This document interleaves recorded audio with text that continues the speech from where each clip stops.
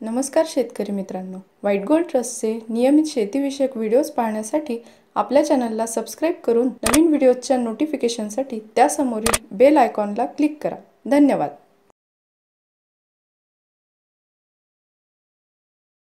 यावेळेस आपण सोयाबीन संपूर्ण व्यवस्थापन हा विषय घेतला आहे.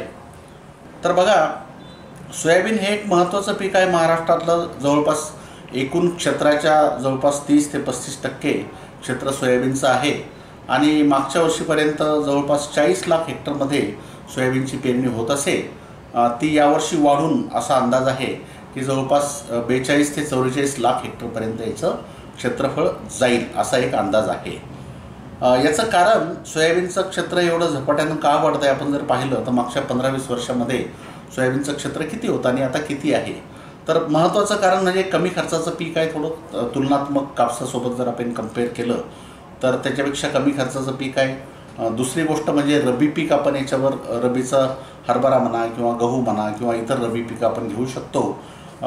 याच्या मुळावर गाठी असल्यामुळं नत्र स्थिर करते, जमिनीमध्ये नत्र वाढते, पालापाचोळा पडल्यामुळे जमिनीची थोडी सुपीकतासुद्धा वाढते आणि या सगळ्या गोष्टीमुळं या पिकाखालचं क्षेत्र वाढत चाललं आहे.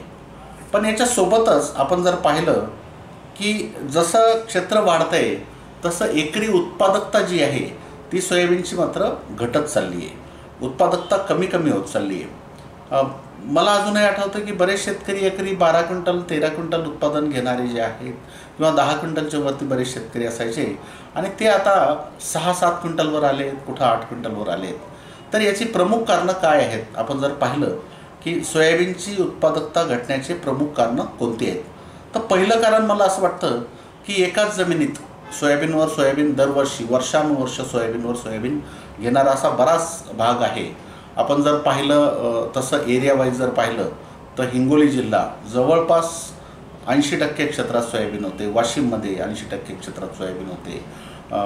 बराच बुलढाण्याचा भाग आहे घाटावरचा किंवा असा बरंच क्षेत्र आहे की जिथं सोयाबीन सतत घेत चाललं आहे.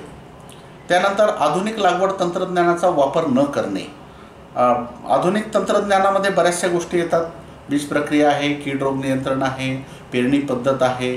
अशा आधुनिक तंत्रज्ञानाचा वापर न करणे हे एक उत्पादकता घटण्याचं कारण आहे. बीज प्रक्रिया न करणे, उगवणशक्ती न तपासणे हे सुद्धा त्यातलं एक कारण आहे. बीज प्रक्रिया मी नेहमी सांगतो की रोग येण्यापूर्वी किंवा कीड येण्यापूर्वी ज्या गोष्टी आपण कमी खर्चात आपण करू शकतो आणि नुकसान टाळू शकतो पुढचं, तर ते आल्यानंतर करणं म्हणजे नुकसान झाल्यानंतर त्याचा खर्च वाढवणं असं होईल. तर बीज प्रक्रिया न करणे, उगवणशक्ती न तपासणे. उगवणशक्ती तपासणंसुद्धा एक महत्त्वाचा भाग आहे कारण सोयाबीन हे पीक जे आहे हे जे बियाणं आहे याचं हे नाजूक असतं. याचं टरफल खूप नाजूक असल्यामुळं उगवणशक्तीवर याचा बराच परिणाम होतो. तर उगवणशक्ती न तपासता आपण पेरणी केली आणि जास्त पतलं जर झालं, थोडंफार झालं हरकत नाही, पण जास्त पतलं जर झालं तर एकरी झाडांची संख्या घटते आणि त्याच्यामुळं सुद्धा आपलं उत्पादन घटते. योग्य खतांचा वापर. सोयाबीन हे आपणास माहीत आहे की मुळावर गाठी असलेलं नत्र त्याला गरज नाही वरतून देण्याची, स्वतः त्या उपलब्ध करून देणारं पीक आहे. त्याला स्फुरदाची जास्त गरज आहे. त्यानंतर सोयाबीन हे सल्फर लव्हिंग क्रॉप ज्याला म्हणतो आपण. सल्फरची याला उपलब्धता म्हणजे गरज जास्त असते, त्यामुळं सल्फरचा अपटेक जमिनीतून जास्त प्रमाणात करते. त्यामुळं जिथं म्हणजे वर्षानुवर्ष आपण सोयाबीन घेतो तिथं सल्फरयुक्त खताचा किंवा सल्फरचा वापर करणं फार गरजेचं आहे. तर योग्य खतांचा वापर न करणे. त्यानंतर तण व किडींचा वेळेवर बंदोबस्त न करणे. तणांमध्ये आपल्याला माहिती आहे की तण खाई धन आपण म्हणतो, जशी म्हण आहे. तर योग्य वेळी तणांचं नियंत्रण जर नाही केलं तर उत्पादकता खूप मोठ्या प्रमाणात कमी होते. सोयाबीनमध्ये जवळपास 75-80% शेतकरी तणनाशकाचा वापर करतात, पण त्यात काहीतरी गोष्टी चुकतात. पाण्याचा वापर कमी होतो किंवा वेळ कमी जास्त होते, मागे पुढे होते. तर या सगळ्या गोष्टीची आपल्याला काळजी घ्यावी लागेल. किडींचा तर फार महत्त्वाचा रोल आहे.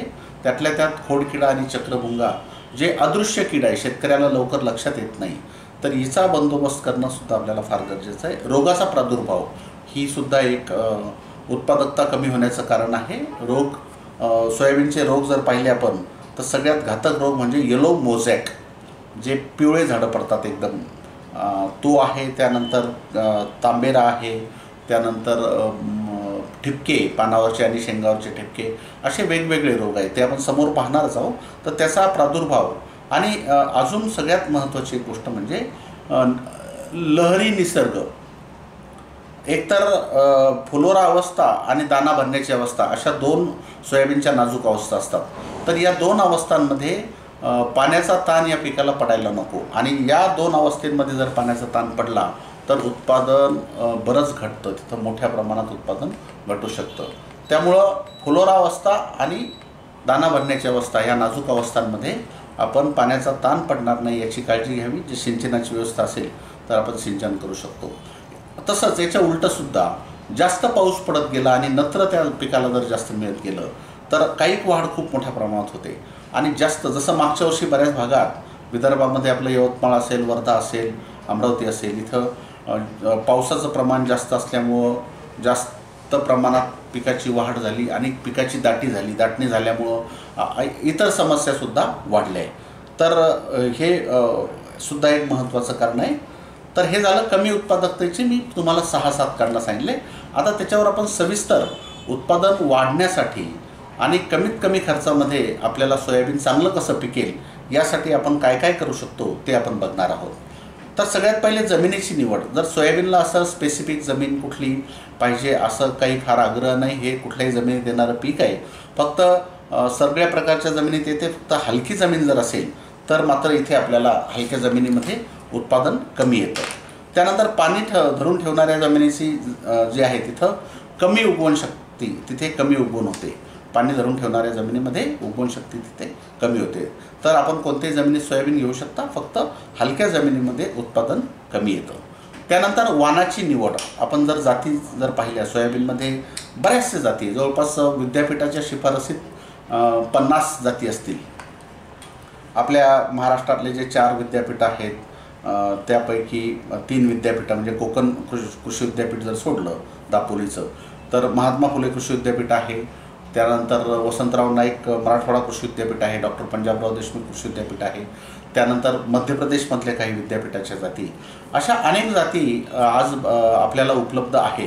पण जर आपण त्यातल्या मोजक्या जाती ज्या प्रचलित जाती आहेत महाराष्ट्रामध्ये ज्यांची जास्त प्रमाणात लागवड होते त्या जातींबद्दल पाहू तर सगळ्यात मोठ्या प्रमाणात फक्त महाराष्ट्रातच नाही तर पूर्ण भारतात ज्या जातीची सगळ्यात जास्त प्रमाणात लागवड होते ती आहे 335 JS 335. तर या जातीचा कालावधी आहे जवळपास 95 ते 100 दिवस, 98 दिवस, 95 ते 98 दिवस याचा कालावधी आहे. ही सगळ्या भारतात सगळ्यात जास्त प्रमाणात लागणारी जात आहे. कारण याचं शेंगा फुटत नाही. मागे पुढं झालं तरी शेंगा तडकत नाही. आत्तापर्यंत ही जात उत्पादनाला चांगला प्रतिसाद, उत्पादन चांगलं होत होतं. फक्त आता गेल्या काही वर्षापासून या 335 या जातीमध्ये थोडंसं किडीबद्दल जर बोलायचं झालं तर खोडकिडा आणि चक्रमुंग्याचा प्रादुर्भाव या जातीमध्ये थोडासा इतर जातींच्या तुलनेत जास्त आढळायला लागला आहे. बाकी इतर जे गुणधर्म जर आपण या 335चे पाहिले तर हे चांगलेच आहे. पण मागच्या वर्षी आपण जर पाहिलं महाराष्ट्रामध्ये त्यातल्या त्यात विदर्भातले 2-3 जिल्हे जे आहेत यवतमाळ, वर्धा आणि अमरावती, इथे या जातीचं उत्पादकता थोडीशी कमी आली. त्याला अनेक कारणं मी तुम्हाला सांगितले की खोडकीड हे प्रथम कारण होतं. दुसरं जास्त वाढ या तुलनेत काय झालं की लवकर येणाऱ्या जाती ज्या आहेत त्या मॅच्युरिटी त्याची लवकर होऊन गेली. त्यामुळं त्या उत्पादकता थोडीशी त्याची या जातीपेक्षा बरी आली. पण आपण जर पाहिलं तर हीच जात मराठवाड्यामध्ये जालना आहे, परभणी आहे, नांदेड आहे किंवा बीड आहे या जिल्ह्यांमध्ये उत्पादकता खूप चांगली होती. तर 335 ही एक जात झाली सगळ्यात जास्त प्रमाणात लागणारी. त्यानंतर दुसरी जात आहे JS 9305. तर हिचा कालावधी साधारणतः 90 ते 95 दिवसाचा कालावधी आहे. म्हणजे 335पेक्षा 7-8 दिवस लवकर येणारी ही जात आहे. चिरके पानं आहे याचे आणि 4 दाण्याच्या शेंगाचं प्रमाण साधारणतः 25%. 7 दिवस साधारणतः 335पेक्षा लवकर येते. आता या 2 जातींमध्ये तुलना जर करायची झाली तर बरेच शेतकरी विचारतात 335 चांगलं का 9305 चांगलं. असं चांगलं या 2 जातीपैकी ही चांगली किंवा ती चांगली आपण म्हणू शकत नाही. याचं कारण असं आहे की जर पुरेसा ओलावा मिळाला तर म्हणजे जास्त कालावधीपर्यंत ओलावा जर असेल तर 335ची उत्पादकता जास्त येते.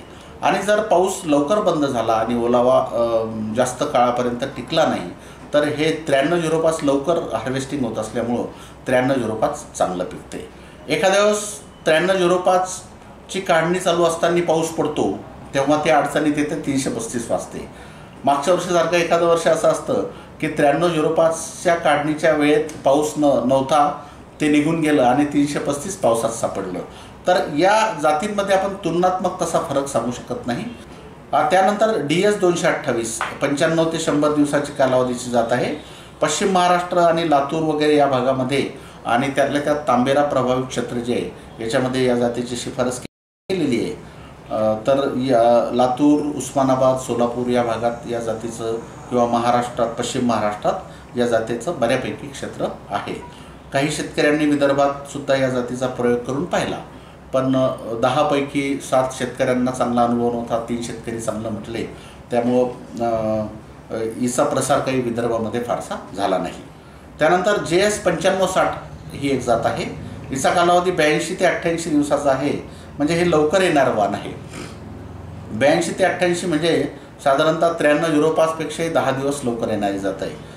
हिचं क्षेत्र नागपूर जिल्ह्यामध्ये, त्यानंतर अमरावतीचा पलीकडचा भाग म्हणजे वरुड आहे, मोर्शी आहे, नागपूर जिल्ह्यातलं काटोल आहे, सावनेर आहे, या भागामध्ये हे जास्त प्रमाणात लवकर येणारी जातीची लागवड होते. कीड आणि रोगास सहनशील आहे. उत्पादकता थोडीशी कमी आहे लवकर येणारी असल्यामुळं, पण कीड आणि रोगास ही जात 9560 जी आहे ही सहनशील आहे. त्यानंतर MAUS 71 माऊस 71 ज्याला मराठवाडा विद्यापीठाची जात आहे, 93 ते 100 दिवसाची आहे. आणि पक्वतेनंतर याचं वैशिष्ट्य काय, पक्वतेनंतर 12 ते 15 दिवस शेंगा तोडणीस सहनशील आहे. म्हणजे पक्व झाल्यानंतर सुद्धा आपल्याला 12-15 दिवस जर लेट जरी झाली कापणी तरीसुद्धा ही सहन करणारी जात आहे. माऊस 162 ही एक जात आहे. 100 ते 103 म्हणजे 335 पेक्षाही 5-7 दिवस लेट येणारी जात आहे 162. पण ही जात उंच वाढणारी जात आहे. जमिनीपासून 6 इंचापर्यंत हिला शेंगा लागत नाही. म्हणजेच ही मेकॅनिकल हार्वेस्टिंग ज्याला म्हणतो आपण, हार्वेस्टरनं काढण्याची जात, मशीनद्वारे कापणीस योग्य जात आहे. उंच वाढणारी जात आहे. पतल्या शेंगा लागतात पण उंच वाढते, त्यामुळे ते भरपाई निघून जाते. ही माऊस 162 ही एक जात आहे. तर ह्या काही जाती मी ज्या तुम्हाला सांगितल्या ह्या विद्यापीठाच्या शिफारसीत जातींपैकी काही जाती आहेत की ज्याचं क्षेत्र महाराष्ट्रामध्ये बऱ्यापैकी आहे. अजून बऱ्याच जाती आहेत. 1188 आहे, फुले संगम आहे, अजून 81 नंबर आहे. अशा अनेक जाती आहेत, पण ज्या प्रचलित जाती आहेत त्याबद्दल मी तुम्हाला माहिती सांगितली. याच्या व्यतिरिक्त काही खाजगी कंपन्यांच्या संशोधित जातीसुद्धा आहेत. त्यांचे वेगवेगळे वैशिष्ट्य आहेत, त्याच्याबद्दल आपण बोलू नये. आपलंसुद्धा काम चालू आहे. बूस्टर प्लांट जेनेटिक्सचं सुद्धा सोयाबीन या पिकाच्या नवीन चांगल्या जातीचं संशोधनाचं मोठ्या प्रमाणात काम चालू आहे. येत्या 1-2 वर्षामध्ये आपल्याला एक चांगली जात आपण सोयाबीनमध्ये आपण देऊ शकू. तर इतरसुद्धा खाजगी कंपन्यांच्या वेगवेगळ्या जाती आहेत. तर हे झालं जातींचं निवड किंवा जातींचं वैशिष्ट्यसुद्धा मी तुम्हाला सांगितलं आहे. तर बीज प्रक्रिया. आता बीज प्रक्रियेचं महत्त्व काय आहे, बीज प्रक्रिया कशासाठी करायचं, कशाची करायची. आपण FIR असं एक फॉर्म्युला आहे. F म्हणजे फंजिसाईड, रासायनिक बुरशीनाशक. जे रासायनिक बुरशीनाशक हे रोगाचा प्रसार थांबण्यासाठी, बियांद्वारे होणारे रोग थांबवण्यासाठी, या गोष्टीसाठी आपल्याला रासायनिक बुरशीनाशकाची बीज प्रक्रिया करायची. बघा, बऱ्याच शेतकऱ्यांचं कन्फ्युजन आहे. म्हणजे बुरशीनाशकाची, कीटकनाशकाची त्यांना सारखंच वाटतं आहे. आपल्याला बीज प्रक्रिया 3 प्रकारच्या आपण करू शकतो. त्यात पहिली आधी जी करायची आहे ती रासायनिक बुरशीनाशकाची FIR फंजिसाईड. तर बुरशीनाशकामध्ये तुम्ही बॅगमध्ये थायरम असतं, 60 किंवा 75 ग्रॅमचं पुडा असतो. 2 ते 2.5 ग्रॅम थायरम एक 30 किलो बॅगला आपण लावू शकतो. किंवा त्यापेक्षाही चांगलं जर आपल्याला पाहिजे असेल बुरशीनाशक तर बाजारामध्ये कार्बोक्झिन प्लस थायरम असं विटावॅक्स नावानं किंवा इतर कंपन्यांचं, धानुका कंपनीचं विटावॅक्स नावानं आहे, इतर कंपन्यांचं कार्बोक्झिन प्लस थायरम हे तुम्ही घेऊ शकता. 2.5 ते 3 ग्रॅम कार्बोक्झिन प्लस थायरम हे उत्कृष्ट बुरशीनाशक. आम्ही सगळे प्रयोग केलेले सगळ्या बुरशीनाशकांचे. तर हे याची बीज प्रक्रिया 2.5 ते 3 ग्रॅम थायरम किंवा 2.5 ते 3 ग्रॅम कार्बोक्झिन प्लस थायरम कॉम्बिनेशन जे आहे विटावॅक्स, याची बीज प्रक्रिया आपल्याला आधी करायची. तर याच्यामुळं तुमचा जो म्हणजे बियाण्यातून पसरणारे रोग आहे, जसं कॉलर रॉट आहे किंवा मुळकूज आहे, याचा आपण प्रसार थांबवू शकतो. याला कंट्रोल करण्यासाठी बुरशीनाशकाची बीज प्रक्रिया सगळ्यात आधी बियाला करायची आहे. कोरडी बीज प्रक्रिया केली तरी चालेल, त्याला ओलावा करण्याची गरज नाही. त्यानंतर हे बुरशीनाशकाची बीज प्रक्रिया झाल्यानंतर मग आपण कीटकनाशकाची बीज प्रक्रिया करू शकतो. आणि त्या कीटकनाशकाच्या बीज प्रक्रियेमध्ये रिहांश, थायोमिथॉक्झॉम, रिहांशमध्ये काय आहे, थायोमिथॉक्झॉम 30% FS हे रसायन आहे, कीटकनाशक आहे. तर याचा फायदा आपल्याला कसा होतो की जमिनीतील उपद्रवी किडे जे आहेत, जसं हुमणी आहे किंवा इतर काही उपद्रवी किडे आहेत ते, किंवा पेरणीनंतर साधारणतः 20-25 दिवसापर्यंत जे येणारं स्टेम फ्लाय, खोडमाशी आणि girdle beetle, stem fly, girdle beetle म्हणजे चक्री भुंगा आणि खोडमाशीचं नियंत्रण पेरणीनंतर 25 दिवसापर्यंतचं या किडीचं नियंत्रण करण्यासाठी रिहांशची बीज प्रक्रिया महत्त्वाची आहे. याची शिफारस विद्यापीठांना सुद्धा केलेली आहे, शासनाची सुद्धा याची शिफारस आहे, बऱ्याच कंपन्यासुद्धा, आणि आपण तर 4-5 वर्षापासून याची शिफारस करतो. तर हे साधारणतः 3 मिली प्रति किलो, 1 किलो बियाण्याला 3 मिली रिहांश आणि 3 मिली पाणी त्याच्यापेक्षा जास्त घेऊ नका. म्हणजे एका बॅगला साधारणतः 90 मिली रिहांश आणि 90 मिली पाणी या प्रमाणात आपण बुरशीनाशकाची बीज प्रक्रिया झाल्यानंतर मग रिहांशची बीज प्रक्रिया करू शकतो. आता याच्यामध्ये काही कंपन्या 5 मिलीची शिफारस करतात. विद्यापीठाची शिफारस 10 मिली प्रति किलोची आहे. पण माझा वैयक्तिक अनुभव, किंवा कारण मी या रसायनावर मागच्या 5-7 वर्षापासून काम करतो, जर आपण 5 मिली किंवा 5 मिलीपेक्षा जास्त प्रति किलो थायोमिथॉक्झॉन FS जर वापरलं सोयाबीनला, तर याची वेलीय वाढ, खूप जास्त वाढ होते. आणि वेलीय वाढ झाल्यामुळं सोयाबीन पडते, जास्त एक्सिस ग्रोथ ज्याला म्हणतो आपण, कायिक वाढ खूप मोठ्या प्रमाणात होते. त्यामुळं 3 मिली हे प्रमाण, आपण आधी 2 मिली प्रति किलोच सांगत होतो, पण मागच्या वर्षी 2 मिलीमध्ये काही प्रमाणात कोणाला रिझल्ट कमी आले, कोणाला बरे आले, कोणाला चांगले आले. तर ती थोडी रिस्क कमी करण्यासाठी 3 मिली रिहांश प्रति किलो आपण सांगतो, 3 मिली पाण्यासोबत. माझा स्वतःचं वैयक्तिक असं मत आहे की 3 मिलीपेक्षा जास्त जाण्याची गरज नाही, आणि 10 मिली तर चुकूनही जाऊ नका.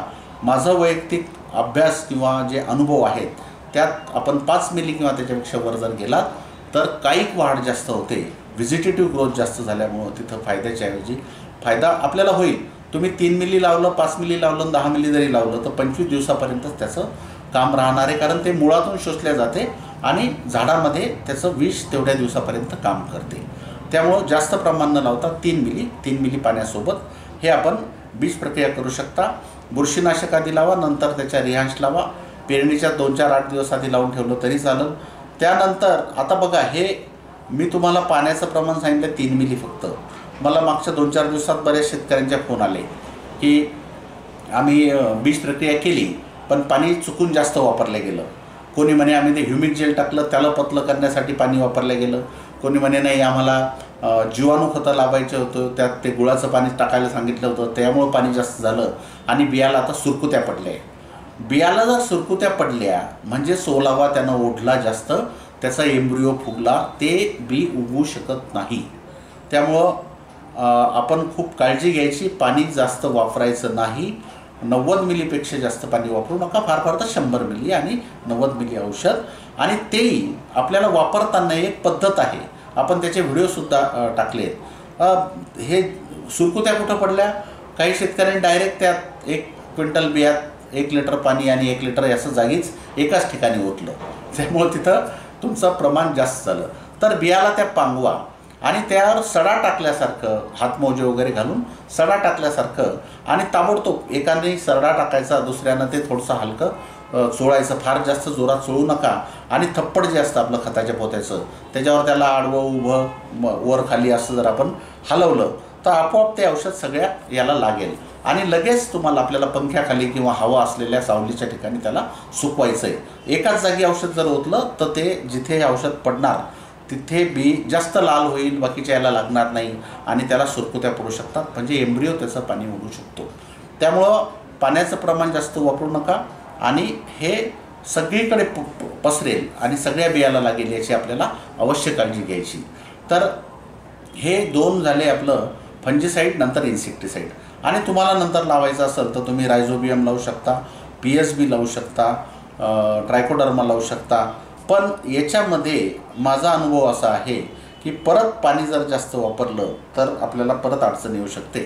तर मी अशी शिफारस करेल की जीवाणू खतं जे आहेत, रायझोबियम म्हणजे नत्र मिळवून देणारे जीवाणू आहे, PSB म्हणजे फॉस्फरस सोल्युबलायझिंग बॅक्टेरिया, स्फुरद मिळवून देणारे जीवाणू आहे, आणि KMB किंवा ट्रायकोडर्मा हे सुद्धा आपण लावू शकतो. तर हे सगळं लावणं तर आपण जर ते पावडर फॉर्ममध्ये लावलं तर ट्रॅक्टरनं पेरणी करताना अडचण येते. ट्रॅक्टरमधून ते बरोबर त्या जो गेअर असतो त्यात बरोबर अडकत नाही. काही बियाला जास्त लागतं, काहीला कमी लागतं. तर मला असं वाटतं की आता याची बीज प्रक्रिया करू नका असं मी म्हणू शकत नाही, कारण शासनाची विद्यापीठाची शिफारस आहे. पण प्रॅक्टिकल अडचण जर पाहिली तर ट्रॅक्टरनं पेरणी करताना किंवा बैल तिफांनासुद्धा त्याची अडचणी येऊ शकतात, किंवा काय काय लावणार आपण, किती लावणार त्या बियाला. तर त्यामुळं आपण जर हे थोड्याशा शेणखतामध्ये मिक्स केलं आणि 15-20 दिवसानं पेरणी झाल्यानंतर जरी आपण नंतर जरी ते फेकून दिलं एका एकरात तरी चालतं, ओलसर मातीत टाकून ठेवलं नंतर पसरवलं तरी चालतं. तर असं आपण रायझोबियम लावू शकतो, PSB लावू शकतो, ट्रायकोडर्मा जर लावायचा असला तर तो सुद्धा लावू शकतो. नाहीतर शेणखतामध्ये त्याला मिक्स करून ठेवा आणि नंतर ते शेणखत त्या शेतामध्ये पसरून द्या. तर ही झाली बीज प्रक्रिया. आता पेरणी करताना काय काळजी घ्यायची, कारण सोयाबीनचं बी जे आहे याचं नाजूक टरफल असतं आणि याच्यासाठी आपल्याला अत्यंत काळजी घेणं फार गरजेचं आहे. यावर्षी मी पहिल्यापासून सांगत होतो सोयाबीनच्या बियाण्याचा तुटवडा जाणवेल आणि तेच झालं आहे. अनेक कारणं आहेत त्याची. जेव्हा सोयाबीनची कापणी झाली, हार्वेस्टिंग झाली, तेव्हा आर्द्रता जास्त होती, पाऊस होता, बऱ्याच ठिकाणी भिजलं, बऱ्याच ठिकाणी ओलसर काढलं गेलं, त्यामुळं बी खराब झालं, बऱ्याच ठिकाणी त्या गंजा लावल्या त्या भिजल्या, बऱ्याच कंपन्यांचं मागच्या वर्षी जे अडचणी आल्या त्यामुळं नैराश्य आल्यामुळं बीजोत्पादन कमी घेतलं गेलं. अनेक कारणं आहेत. पण जे काही बियाणं आहे याचं आपण उगवणशक्ती तपासणं याच्यासाठी पण सुद्धा सुरुवातीपासून मी सांगतोय की बुवा ठीक आहे, कंपन्या त्यांच्या लेवलला काळजी घेतील, पण आपण सुद्धा त्याच्यानंतरसुद्धा त्याचे बरंच हँडलिंग होतं. आपण आपल्या बियाण्याचं उगवणशक्ती घरच्या घरी तपासणं गरजेचं आहे. पण साधारणतः 70% उगवणशक्ती असावी. थोडी कमी असली तर तेवढ्या प्रमाणात आपल्याला बियाचं प्रमाण आपण एकरी वाढवू शकतो. 1%ला अर्धा किलो बियाणं जास्त आपण वापरू शकतो. त्यानंतर 75 ते 100 मिलीमीटर पाऊस पडून जमिनी थंड होईपर्यंत पेरणी करू नका. हे सुद्धा आपण पहिल्यापासून सांगतोय, शासन सांगतंय आणि सगळेच जण सांगतायत. कारण बियाण्याचा आधीच तुटवडा आहे आणि त्यात परत उगवणशक्ती जर आपली कमी झाली तर अडचण येऊ शकतं. तर 75 ते 100 मिलीमीटर पाऊस पडून जमीन थंड होईपर्यंत, आणि आपण सोयाबीनची पेरणी 15-20 जुलैपर्यंत सुद्धा करू शकतो, काही अडचण नाही. असं नाही की तुम्ही मृगातच, जसं मुगा उडदाचं आहे किंवा नाही, मृगात जर पेरणी झाली तर उत्पादन जास्त येतं. पण सोयाबीनला आपण 15 जुलैपर्यंत सुद्धा पेरणी केली तरी काही अडचण नाही. त्यानंतर 4 सेंटीमीटरपेक्षा खोल पेरणी करू नका. हे सुद्धा अत्यंत महत्त्वाचं. 4 सेंटीमीटरपेक्षा खोल बियाणं पडायला नको. जास्त खोल जर पडलं तर ते बी उगवत नाही, आतल्या आतच जमिनीत सडून जातं. त्यातल्या त्यात आम्ही असं पाहिलं की जे ट्रॅक्टरनं पेरणी करणारे शेतकरी आहेत, पेरणी करणारे ट्रॅक्टर लिमिटेड कमी असतात आणि पेरणी सगळ्या शेतकऱ्यांना करायची असते त्या वेळेत, आणि मग ते दिवसा, कधी रात्री, कधी किती स्पीडनं ते ड्रायव्हर पेरणी करतात. तर मी विनंती करेल की ड्रायव्हर हा प्रशिक्षित असावा आणि त्याला शांततेत किती खोल बियाणं पडतं याचं आपण स्वतः उभं राहून तपासणी करणं गरजेचं आहे. 4 सेंटीमीटरपेक्षा जास्त खोल पेरणी करू नका. ड्रायव्हर हा प्रशिक्षित असावा. काही आपण BBFची शिफारस खूप स्ट्रॉंगली केली आहे, पण BBF आपण नाही बनवू शकलो, म्हणजे BBF यंत्र नसेल तर जी सरी सोडणार आहे किंवा ट्रॅक्टरचं पेरणी यंत्र आहे त्याला फाळ जो लावणार आहे तो खोल लावण्याच्या नादात जास्त खोल करण्याच्या अपेक्षेनं बियाणंसुद्धा जास्त खोल पडायला नको, याची अवश्य आपण काळजी घ्या. त्यानंतर खत आपण पेरणीसोबत देऊ शकता किंवा खत समोर जरी फेकून दिलं आणि पेरणी केली तरी चालतं, काही अडचण नाही. पेरणीनंतर लगेच उगवणपूर्वी मोठा पाऊस जर आला, म्हणजे पेरणी केली तुम्ही आणि आज पेरणी केली आणि उद्या किंवा परवा जर मोठा पाऊस आला तर बियाणं दडते, म्हणजे त्याच्यावर माती खापून बसते, दबते बियाणं. तर अशा वेळेससुद्धा उगवणशक्ती कमी होते. तर ते आपल्या हाती नाही, आपण पेरणी केल्यानंतर पाऊस कधी येईल आणि किती प्रमाणात येईल, पण हे आपल्या माहितीसाठी मी सांगतो. तेव्हा बियाण्याला आपण दोष न देता आपल्या ते निसर्गामुळं झालं असं समजावं. तर हे बियाणे पेरणी करताना काय काळजी घ्यायची ते मी सांगितलं तुम्हाला. त्यानंतर आता पेरणी पद्धत. आता पेरणी पद्धतीचा सुद्धा आपण वेगळा व्हिडिओ बनवलेला आहे, पण परत एकदा सांगतो की तीन पद्धतीनं सोयाबीनची लागवड किंवा पेरणी होते. पहिली पद्धत म्हणजे पारंपरिक पद्धत, जे आपण तिफणीनं पेरतो किंवा ट्रॅक्टरच्या पेरणी यंत्रानं पेरतो. त्यामध्ये 2 तासातलं अंतर बघा, 30 सेंटीमीटर 2 ओळीतलं अंतर असेल तर 2 झाडातलं अंतर 8 सेंटीमीटर असं, 30 सेंटीमीटर बाय 8 सेंटीमीटर. आणि 45 सेंटीमीटर 2 झाडातलं अंतर असेल तर 2 ओळीतलं अंतर असेल तर 2 झाडातलं अंतर 5 सेंटीमीटर, म्हणजे 45 बाय 5 किंवा 30 बाय 8 सेंटीमीटर असं आपण पारंपरिक पद्धतीनं पेरणी करू शकतो. दुसरी पद्धत जी आम्ही शिफारस करतो किंवा जे BBF पद्धत, ज्याचे अनेक फायदे आहेत. BBF पद्धतीचा फायदा काय आहे? सगळ्यात पहिला फायदा म्हणजे जास्त पाऊस झाला तर सऱ्यातून पाणी वाहून जाईल, कमी पाऊस पडला तर तिथं पाणी मुरेल, बियाणं कमी, 20% बियाणं जवळपास कमी लागते. त्यानंतर तुम्हाला मोकळी जागा मिळते, नंतर फवारणी करायला सूर्यप्रकाश मिळतो, हवा खेळती राहते आणि यामुळं उत्पादनामध्ये साधारणतः 15 ते 25% वाढ होते. ही BBF पद्धत. तर BBF पद्धत कशी, आपण याच्यावर बरीच चर्चा केलेली आहे. परत एकदा सांगतो की 4थं, 5वं किंवा 6वं तास मोकळं सोडायचं. एक तर BBF यंत्र असेल पेरणी यंत्र तर फारच उत्तम, आणि BBF पेरणी यंत्र नसेल तर तुम्ही ट्रॅक्टरचं शेवटचे जे फण आहेत त्याला शेवटचे जे आपण काय म्हणतो त्याला फणच म्हणतो, तर त्याला सरी पडण्यासाठी काही लावून सरी पाडायची आणि मधले जे आहेत त्याच्यातून पेरायचं. तर या पद्धतीनं किंवा तिफणनं जर पेरत असाल आपण तर एक तिफण पेरायची, दुसरी येताना मधलं रिकामं सोडायचं आणि बाजूचे 2 पेरायचे, म्हणजे 4 तास येतील तुमच्या सोयाबीनचे, नंतर 5वं मोकळं येईल, परत 4 तास सोयाबीनचे, 5वं मोकळं येईल. बैल तिफणनं पेरायचं असेल तर असं करा. ट्रॅक्टर BBF यंत्र असेल तर फारच उत्तम. फक्त ते लावताना त्याचे चाकं जे फिरतात, पेरणी किती खोल, दाना किती खोल पडतो हे अवश्य पहा. किंवा पेरणी यंत्राचंच, ट्रॅक्टरच्या पेरणी यंत्राचंच तुम्हाला BBF करायचं असेल तरीसुद्धा पेरणी किती खोल, दाना किती खोल पडतो हे अवश्य पाहणं गरजेचं आहे. किंवा मग तुम्ही तास मोकळं सोडलं, समजा त्याला सरी पडण्यासाठी नाही पण शेवटचे 2 तास फण जे ते पेरले नाही आणि मोकळे सोडले, किंवा बैल तिफणनं आपण जेव्हा पेरतो तेव्हा जे तास मोकळं सोडलं त्याला पेरताना पेरू नका, म्हणजे 4थं, 5वं किंवा 6वं तास मोकळं सोडायचं आणि त्याला पेरणी झाल्याबरोबर लगेच बळीराम नागरांना फाळी बांधून किंवा डवऱ्याला दोरी बांधून आपण तिथं मोकळं सोडलेल्या तासामध्ये दांड करायचा. दांड जेवढा होईल, शक्य होईल तेवढा खोल दांड करायचा.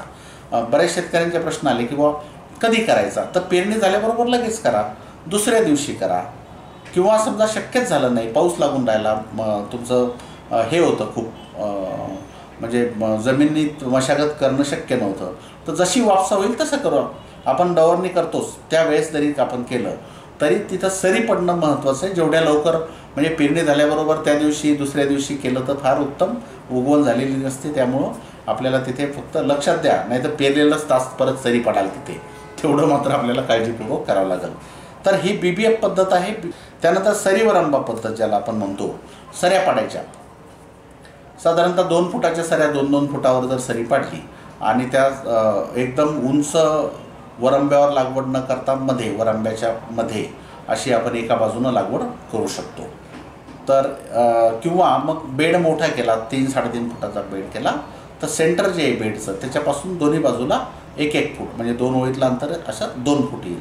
असं या पद्धतीनं सुद्धा आपण टोकन पद्धतीनं लागवड करू शकतो. साधारणतः 5-6 इंचावर, 7 इंचावर, 8 इंचावर 2-2, 3-3 दाणे जर आपण टाकले तर याला बियाणंसुद्धा कमी लागेल. यानंसुद्धा मूलस्थानी जलसंधारण जे म्हणू आपण, पाणी अडवा पाणी जिरवा, तिथेच पाणी जास्त पाऊस पडला तर सऱ्यातून पाणी वाहून जाईल, कमी पाऊस पडला तर तिथं पाणी मुरल्यामुळं बेडवर तुमचा ओलावा कायम राहील. तर बियाणंसुद्धा कमी लागेल, सूर्यप्रकाश मिळेल आणि हवा खेळती राहील. तर BBF किंवा सरीवरंबा पद्धत ही थोडी फायद्याची, बियाणं कमी लागणारी, पाणी कमी झालं किंवा जास्त झालं तरी पिकाला फायदा देणारी पद्धत आहे. तर यापैकी ज्या आपल्याला योग्य वाटतं त्या पेरणी पद्धतीचा किंवा लागवड पद्धतीचा अवलंब आपण करावा. हे झालं पेरणी पद्धत. त्यानंतर आता रासायनिक खत. आता बघा, सोयाबीन हे पीक जे आहे याच्या मुळावर गाठी आहेत.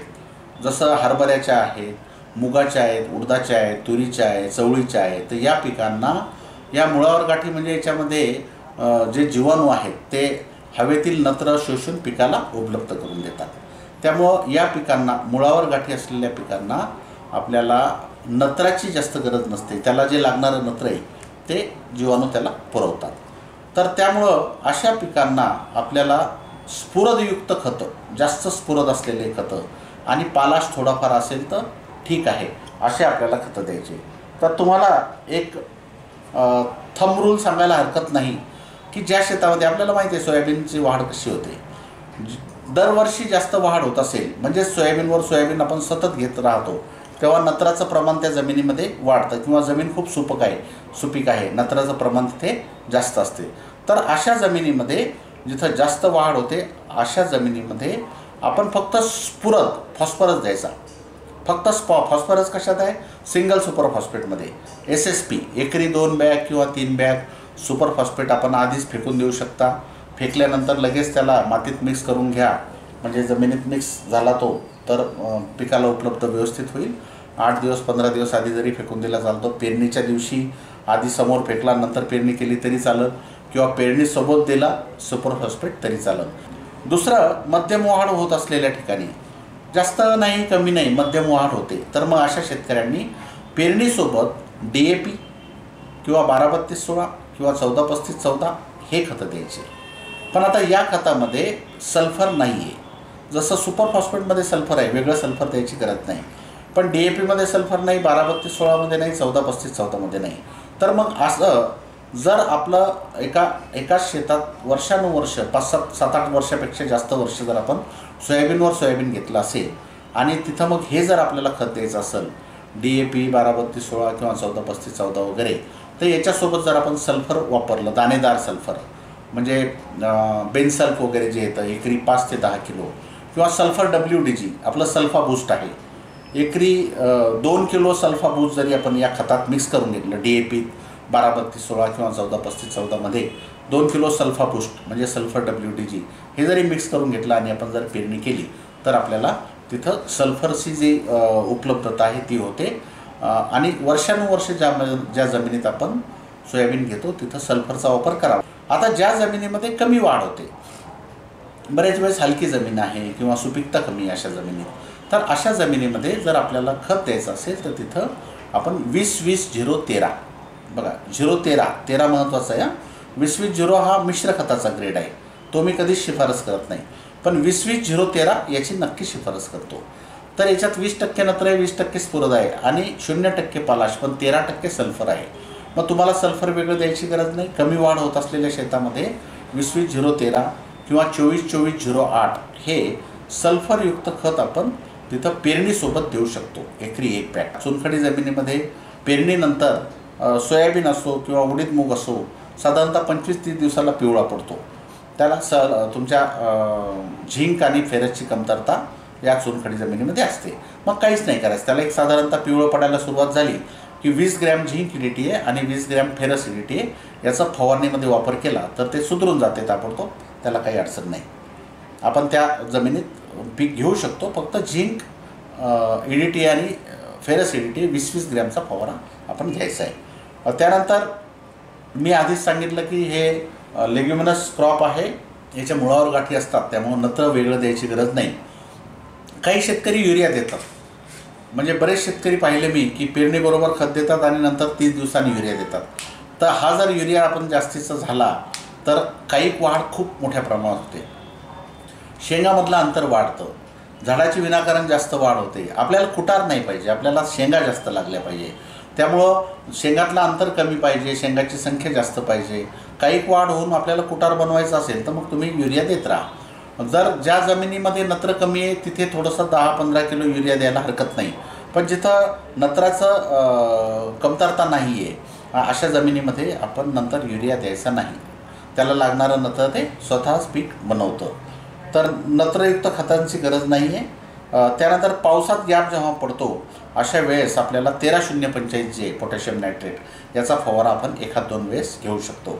तर हे सगळं सोयाबीनचं खत व्यवस्थापन झालं. त्यानंतर आंतरमशागतीमध्ये बघा, साधारणतः सोयाबीनला डवरणीच्या 1 किंवा 2 डवरण्या करायला हरकत नाही, 1-2 पाळ्या. पण कधी फुलाच्या आधी, फुल लागल्यानंतर शक्यतो सोयाबीनमध्ये डवरी नेऊ नका, फुलगळ होण्याची शक्यता असते. त्यामुळे डवरणी जी करायची ती 1 डवरणी किंवा 2 डवरण्या जरी करायची असतील तुम्हाला तर फुल लागण्यापूर्वी आपण करू शकता, कोळपणी करू शकता. याच्यामध्ये जांभूळवाईला फार महत्त्व आहे. ज्या ठिकाणी पाऊस पडला आहे, आता बऱ्याच भागात पाऊस पडलेला आहे आणि पेरणीला अजून वेळ आहे, मग तिथं आपण जर जांभूळवाई केली तर उगून आलेलं तण जे आहे ते सगळं कंट्रोल होईल. आणि उगून आलेलं तण जर आता कंट्रोल झालं तर प्री इमर्जन्स तिथं तणनाशकं वापरल्यापेक्षा मग पोस्ट इमर्जन्स म्हणजे सुरुवातीचा जो तणाचा थर आहे तो तुमचा निघून गेला आहे, नंतर पेरणीनंतर 15-20 दिवसाला जे तणनाशक वापरायचं आपण ते वापरू शकतो. तर जांभूळवाई देणं फार गरजेचं आहे. निंदन आपण फुलं लागण्यापूर्वी किंवा फुलं लागल्याबरोबर जरी केलं तरी चालेल. तर अशा शेतकऱ्यांना मी तर असं विनंती करेल की जांभूळवाई देऊ शकले किंवा आधी डवरून घेऊन नंतर पेरलं तर फारच उत्तम. पण जर नाही शक्य तर मग हे तुम्ही जे प्री इमर्जन्स तणनाशक आहे याच्यामध्ये ग्रामोक्झोन 40-50 मिली जर टाकलं तर जे उगून आलेलं तण आहे ते जळून जाईल आणि प्री इमर्जन्स तणनाशक जे आहे ते तुम्हाला नंतर पुढचे 20-25 दिवसात तणाला येऊ देणार नाही. किंवा तुम्हाला प्री इमर्जन्स नाही वापरायचा, नुसतं ग्रामोक्झोन जरी पेरणी झाल्याबरोबर दुसऱ्या दिवशी, 3रा दिवसही शक्यतो नका होऊ देऊ त्याला. पेरणीच्या मागेच तुम्ही फवारू शकता ग्रामोक्झोन, उगून आलेलं जे तण आहे ते जाळण्यासाठी. पण ते बियाला, तणाच्या बियाला कंट्रोल करणार नाही, फक्त उगून आलेलं कवळं तण त्यांना मरेल. ग्लायफोसेट वापरू नका, त्याच्याऐवजी ग्रामोक्झोन तुम्ही तिथं वापरू शकता. तर हे आपण करू शकता. त्यानंतर आता तणनाशकं, तर मी असं म्हणेल की बा शक्यतोवर जांभूळवाई करून दिलं, तुम्ही डवरणी करून तण नियंत्रण केलं, निंदन केलं तर फारच चांगलं. जर आपल्याला मजुराची उपलब्धता नाही आणि तणनाशक वापरण्याचीच गरज आहे तर 2 प्रकारचे तणनाशक आहे. एक प्री इमर्जन्स म्हणजे पेरणीच्या मागेच तुम्ही फवारलं पाहिजे किंवा दुसऱ्या दिवशी फवारलं पाहिजे किंवा 72 तासाच्या आत 3ऱ्या दिवशी, पण 4था दिवस व्हायला नको. प्री इमर्जन्स म्हणजे जे तण आहे, बी आहे ते उगवण्यापूर्वीच वापरायचं तणनाशक. म्हणजे जे पीक आहे ते सुद्धा पेरलेलं आहे, ते उगवलं नाही अजून, आणि जे तणाचं बी आहे जे उगवणार आहे पुढच्या 8-15 दिवसात, 20 दिवसात, 25 दिवसापर्यंत, तर त्याला उगल्याबरोबर कंट्रोल करणार, त्याचा जमिनीत थर तयार होतो. तर तणनाशक वापरताना काही कोणतंही प्री इमर्जन्स असो की पोस्ट इमर्जन्स असो, काही गोष्टी फार महत्त्वाच्या आहे. योग्य ओलावा असावा, पाणी 150 लिटरपेक्षा कमी वापरायला नको एका एकरात, 150 ते 200 लिटर पाणी असावं, पाणी स्वच्छ असावं. शक्यतोवर फ्लड फॅट किंवा फ्लड जेट नोझलनं त्याचा वापर करावा, म्हणजे सारखा फवारा चालेल, ओव्हरलॅपिंग एकावर एक पाणी फवारा येणार नाही, ओलावा व्यवस्थित असावा, या गोष्टीची आपण काळजी घ्यावी. तर प्री इमर्जन्स तणनाशकं मध्ये मी काही तणनाशक तुम्हाला सांगतो. पेरणी झाल्याबरोबर पेरणीच्या मागे चांगला ओलावा असताना आपण वापरायसाठी एक तर स्ट्रॉंग आर्म आहे 12.4 ग्रॅम प्रति एकर, एका एकराला 12.4 ग्रॅम, 150 लिटर कमीत कमी पाणी, म्हणजे नॅपसॅक किंवा जो बॅटरीचा पंप आहे त्याचे 10 पंप किमान एका एकरात पडले पाहिजे. आणि हे पाडा, कारण जर तुम्हाला चांगलेच रिझल्ट पाहिजे तर एकरी 150 लिटर पाणी आपलं जायला पाहिजे. तर 12.4 ग्रॅम ते. त्यानंतर मॅक्स आहे सुमिटोमो कंपनीचं, भारी जमिनीसाठी 100 मिली प्रति एकर, मध्यम किंवा हलक्या जमिनीसाठी 80 मिली प्रति एकर. पेंडॅमिथिलिन 700 मिली प्रति एकर, ॲथॉरिटी नेक्स्ट 500 ग्रॅम प्रति एकर. असे 3-4 जे तणनाशक आहे हे प्री इमर्जन्स तणनाशक आहे, याचा आपण वापर करू शकता. पेरणी झाल्यानंतर लगेच मागे किंवा दुसऱ्या दिवशी किंवा 3ऱ्या दिवशी, किंवा जर तुम्ही जांभूळवाई देऊ शकलात आणि उगून आलेलं तण जर तुमचं चांगलं कंट्रोल झालं तर प्री इमर्जन्स न वापरता नंतर मग पोस्ट इमर्जन्स वापरा. पेरणी झाल्यानंतर 15 ते 20 दिवसाच्या दरम्यान जे आपण तणनाशक वापरतो त्याला म्हणतात पोस्ट इमर्जन्स तणनाशक. तर हे पोस्ट इमर्जन्समध्ये ODC आहे, इमेजाथायपर प्लस काय घटक आहे त्यात 40 ग्रॅम प्रति एकर. इमेजाथायपर आहे पर शूट किंवा वेगवेगळे ग्रेडच्या 300 मिली प्रति एकर, शकेद 800 मिली प्रति एकर, आयरिस 400 ml प्रति एकर. तर हे यापैकी कुठलंही तणनाशक तुम्ही पेरणी झाल्यानंतर 15 ते 20 दिवसाच्या दरम्यान वापरू शकता. अशा वेळी जमिनीत ओलावा अत्यंत चांगला असावा. जर पाण्याचा ताण पडलेला असेल तर हे तणनाशक वापरलं तर पीक करपते. त्यामुळं जमिनीत चांगला ओलावा असावा ही सगळ्यात महत्त्वाची गोष्ट आहे. आणि तसंही पिकाला थोडा झटका लागतो. मग अशा वेळेस तुम्ही शॉकअप नावाचं एक संजीवक आहे, शॉकअप. तर हे 40 मिली एका पंपाला जर घेतलं या तणनाशकासोबत आपण वापरू शकतो. तर ते शॉकअप वापरावा झटका लागण्याची शक्यता असेल तर. हे झाले पोस्ट इमर्जन्स, पेरणीनंतर 15 ते 20 दिवसाच्या दरम्यान. याच्यासोबत आपल्याला जी खोडमाशी आहे, चक्रभुंगा आहे, तर याच्या नियंत्रणासाठी साधारणतः 200 रुपये प्रति एकर खर्च येईल असं एक मी कीटकनाशक सांगतो. आणि या तणनाशकासोबत पोस्ट इमर्जन्स तणनाशकासोबत जरी आपण वापरलं तरी चालेल. त्याचं नाव आहे रेज 10 मिली प्रति पंप. म्हणजे एका एकराला 100 मिली, साधारणतः 200 रुपये प्रति एकर खर्च येईल. रेज 10 मिली प्रति एकर हे खोडमाशीच्या किंवा चक्रीभुंग्याच्या नियंत्रणासाठी सुद्धा खूप चांगलं काम करते. छोटी मोठी अळी असेल तिलासुद्धा नियंत्रित करते. पोस्ट इमर्जन्स तणनाशकासोबत आपण हे वापरू शकतो. तर हे 2 तणनाशकं मी तुम्हाला सांगितले, प्री इमर्जन्स आणि पोस्ट इमर्जन्स. ते वापरण्याची पद्धत तुम्हाला सांगितली. हेच तणनाशकं सोयाबीनमधले समजा तुरीचं पीक असेल मध्ये मिश्र पीक तर थोडासा डोस कमी करायचा किंवा तुरीची लाईन सोडून द्यायची हे फवारताना आणि कमी डोस करून फक्त तुरीच्या लाईन्स आपण फवारू शकतो. तर अशा पद्धतीनं तणनाशक फवारताना चूक करू नका, चूक होऊ देऊ नका. योग्य प्रमाण, योग्य वेळ, योग्य पाणी, योग्य पीक, योग्य अवस्था या सगळ्या गोष्टीची निश्चित काळजी घ्या. त्यानंतर पाणी व्यवस्थापन. तर सोयाबीन हे पाणी व्यवस्थापनामध्ये सोयाबीन हे पिकाच्या 2 नाजूक अवस्था आहेत. पहिली नाजूक अवस्था म्हणजे फुलोऱ्याची सुरुवात जी आहे 25 दिवसाच्या दरम्यान तिथे, आणि दुसरी म्हणजे दाना भरण्याची अवस्था साधारणतः 45 दिवसाच्या पुढे. तर ह्या फुलोरा आणि दाना भरण्याच्या अवस्था ज्या आहेत या 2 अवस्थेमध्ये आपल्याला पाण्याचा ताण जर पडला तर या पिकाचं उत्पादन खूप कमी येतं. मराठवाड्यामध्ये आपण पाहिलं असेल 2 वर्षापूर्वी 3 वर्षापूर्वी बीड आहे, परभणी आहे, आपला जालन्याचा भाग आहे, तर नेमकं फुलोरा अवस्थेत किंवा दाना भरण्याच्या अवस्थेत पाण्याचा ताण पडायचा आणि तिथं उत्पादन खूप कमी यायचं. मागच्या वर्षी या दोन्ही अवस्थेमध्ये पाणी चांगलं होतं, उत्पादन खूप चांगलं आलं. तर या 2 अवस्था फार नाजूक अवस्था आहेत. तर याला सिंचनाची व्यवस्था जर असेल तर मग आपण फुलधारणा अवस्था आणि दाना भरण्याच्या अवस्थेमध्ये सिंचन व्यवस्था जर असेल तर सिंचन नक्की करावं. किंवा BBF पद्धत आम्ही जे स्ट्रॉंगली शिफारस करतो त्यात पाणी मुरतं. पाणी मुरल्यामुळं ते बेड जे आहेत त्याच्यावर ओलावा टिकून राहतो. जास्त पाणी झालं तर वाहून जातं. बऱ्याच शेतकऱ्यांच्या मनात आहे की बाबा जर जास्त पाणी मुरलं तर मग खराब होईल. नाही, ते बेड तयार झालेलं असतं, पाणी सरीत मुरते, खालून जास्त ओलावा असतो, मुळांमध्ये जास्त फार ओलं होत नाही, पण गरजेनुसार ओलावा त्याला मिळतो. त्यानंतर कीड आणि रोग. तर सोयाबीनमध्ये ज्या मुख्य किडी आहेत त्यातली म्हणजे पूर्वी आळी ही मुख्य कीड होती, पण आता खोडकिडा आणि चक्रभुंगा ही मुख्य कीड झाली. कारण बऱ्याच शेतकऱ्यांचं 50% 60-70% या खोडकिड्यानं आणि चक्रभुंग्यानं नुकसान केलं आहे. आणि विशेष महत्त्वाची गोष्ट म्हणजे या किडीची ओळख शेतकऱ्यांना नाही, कारण ती खोडात जाते, खोड पोखरते आणि खोड पोखरत असल्यामुळे वरतून आपल्याला काही दिसत नाही. आपल्याला सगळं चांगलं वाटतं, झाड वाढतं, त्याला फुलं लागतात, शेंगा लागतात आणि आत आपल्याला काय चाललं ते माहीत नसतं. तर नंतर मग आपल्याला जेव्हा दाणे भरत नाही, दाणे पोचट राहतात, शेंगा पोचट राहतात, दाणे बारीक पडतात, उत्पादन घटतं, तेव्हा आपल्याला लक्षात येते किंवा काहीतरी गडबड झाली. कारण हे आता याचं जीवनक्रम जर आपण पाहिलं तर साधारणतः पेरणी झाल्यानंतर 3रं पान जेव्हा सोयाबीनला येतं, 3रं पान, 3rd लीफ स्टेज ज्याला आपण म्हणतो, साधारणतः 12 ते 15 दिवसाच्या 15-17 दिवसाच्या दरम्यान जेव्हा 3रं पान येतं तेव्हा ही खोडमाशी जी आहे याचा भुंगा, याचा जो पतंग आहे तो त्या शिरेमध्ये अंडे घालतो. पानाच्या 3ऱ्या पानाच्या शिरेमध्ये अंडे घालते. एकदम सूक्ष्म असते सगळं. तर शिरेमध्ये अंडे घालतो आणि त्या अंड्यातून तिसऱ्या दिवशी आळी ही बाहेर पडते आणि मग ती त्या शिरेद्वारे खोडात एंट्री करते आणि एकदा खोडात गेली की नंतर ती खोड पोखरणं चालू करते अपवर्ड डायरेक्शन किंवा डाऊनवर्ड डायरेक्शनला.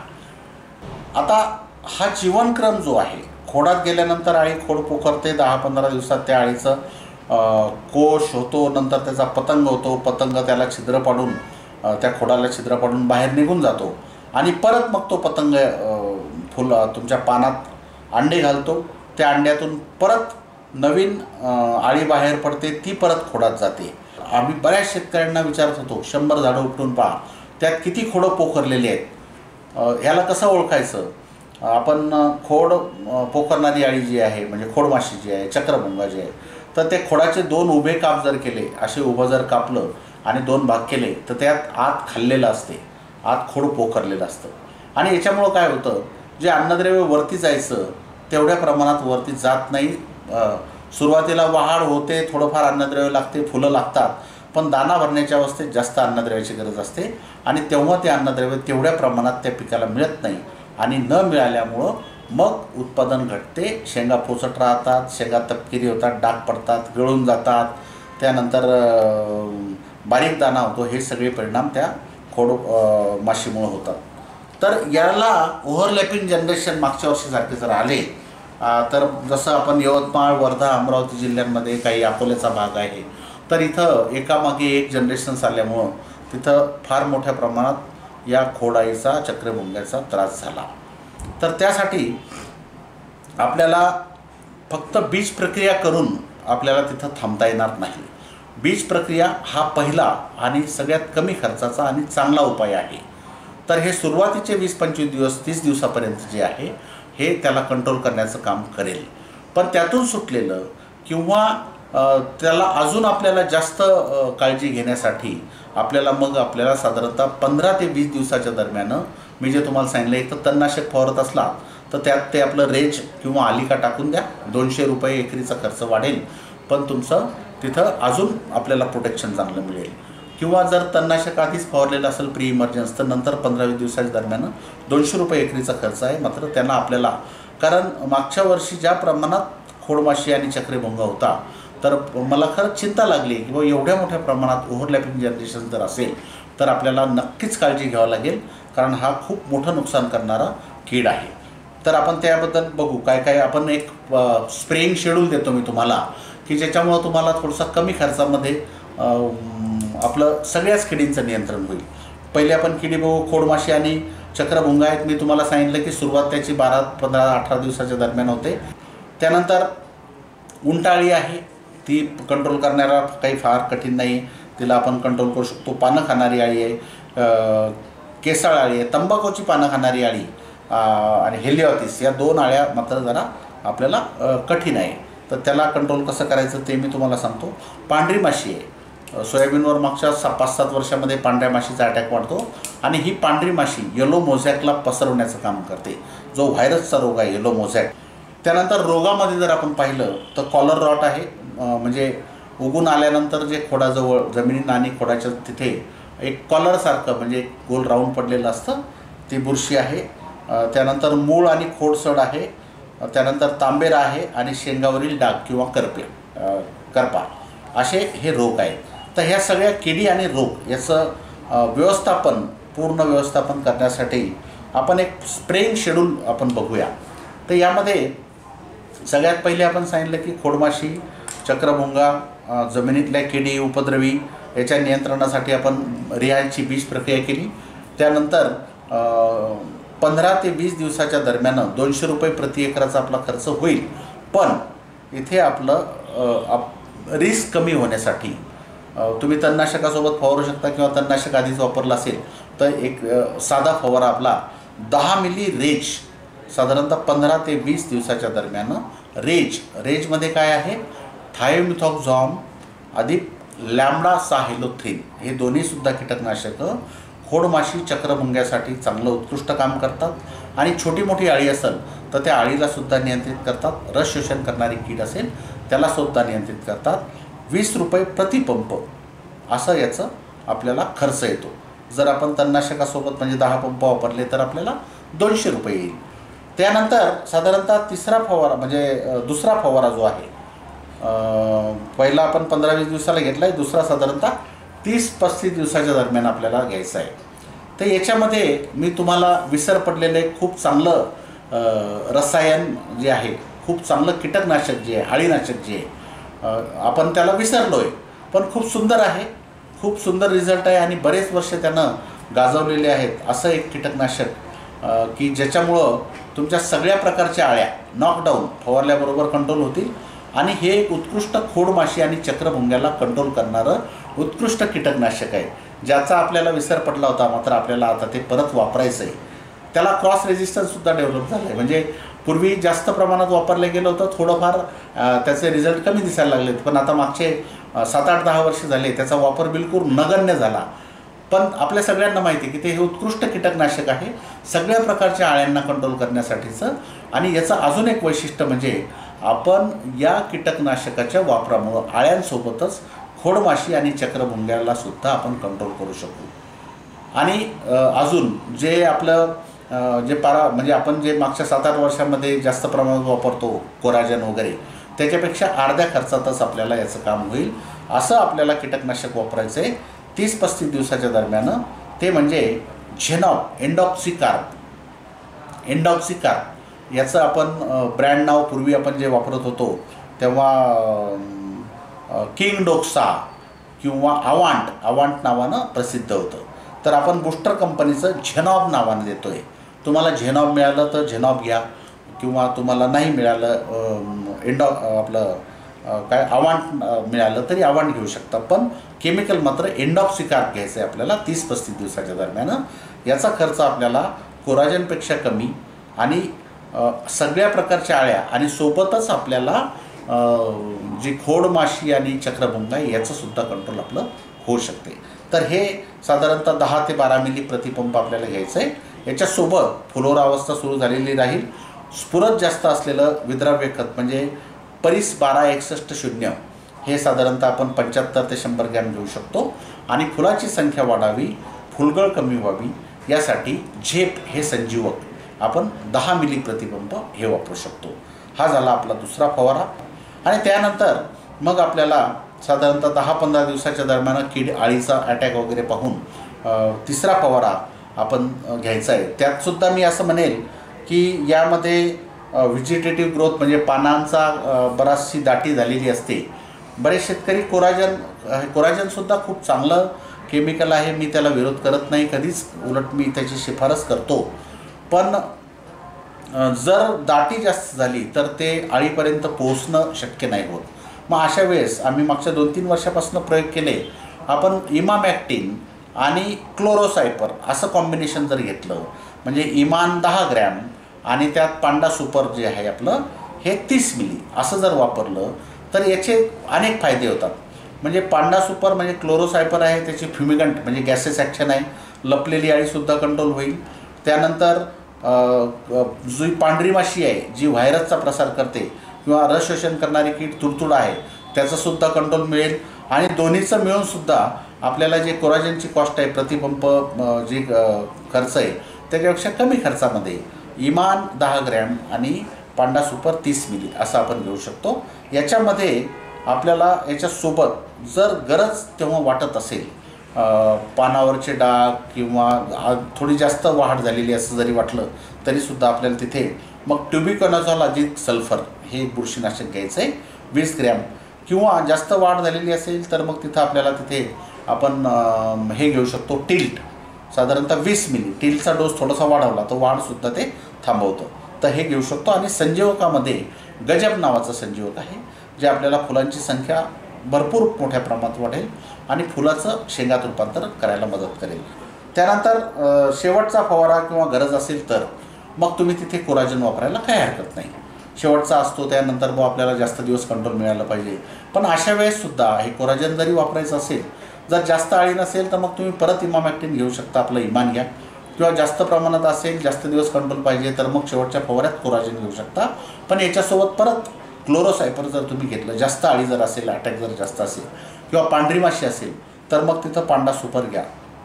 ही पांढरी माशी जी आहे ती आपल्याला याचा प्रसार करते, व्हायरस येलो मोझॅकचा प्रसार करते. तर त्यासाठी पांढरा सुपर तिथे घेऊ शकता. त्यातसुद्धा आपल्याला बुरशीनाशकची गरज असेल तर ट्युबिकॅनोझॉल अधिक सल्फर किंवा प्रोपिकॉनोझॉल किंवा हेक्साकॉनोझॉल ते गरजेनुसार आम्ही तुम्हाला तेव्हा सांगू. सध्या एक तुम्हाला रफ एक शेड्यूल देतो आहे, तर या पद्धतीने घ्या. तुमचा येलो मोझॅकची जर सुरुवात किंवा जर असेल तर तिथं दैवत आपल्याला न विसरता घ्यायचं आहे. ते कोणत्या वेळेस गरज पडली तर मी तेव्हा तुम्हाला नक्की सांगेल. आणि संजीवकामध्ये भरारी घेऊ शकता तुम्ही, दाण्याचा आकार वजन वाढावं त्यासाठी. आणि विद्राव्य खतामध्ये बिग बी आपलं पोटॅशियम शोनाईटचे ते 100-125 ग्रॅम आरामशीर घ्या. तिथे त्यात सल्फरही आहे, मॅग्नेशियमही आहे आणि पोटॅशियम. दाना भरणं, दानाचा आकार वाढवणं, अन्नद्रव्याचा उचल वाढवणं, हे सगळे फायदे तुम्हाला तिथं होतील. तर मंडळी, हे झालं फवारणी व्यवस्थापन. तर या पद्धतीनं आपण सोयाबीन व्यवस्थापन जर केलं तर निश्चित आपल्याला जे घटत चाललेली उत्पादकता आहे त्याच्यामध्ये भर पडायला फायदा होईल.